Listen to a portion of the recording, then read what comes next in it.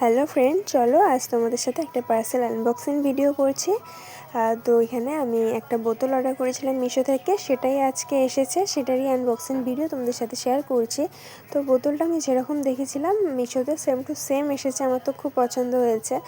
তবে আমি একটু ভয়ে ভয়ে অর্ডার দিয়েছিলাম, কেননা আমি অনেক রিভিউ দেখেছিলাম যে উপরে সিপারের ইসেটা ভাঙা, অনেক রিভিউ এরকম দেখেছিলাম, বা কালার অন্য এরকম অনেক রিভিউ দেখেছিলাম। তো আমারটা একদম পারফেক্ট এসেছে। এরকম বোতল আমার আগেও একটা ছিল একদম সেম, সেটা আমি কোচবিহার স্টাইল বাজার থেকে নিয়েছিলাম, তবে সেটা আমার হারিয়ে যায়। আমার খুবই ফেভারিট বোতল ছিল, তো অনেকদিন ধরেই ভাবছিলাম নেবো কিন্তু নেওয়া হয়নি, ফাইনালি আছে নিলাম।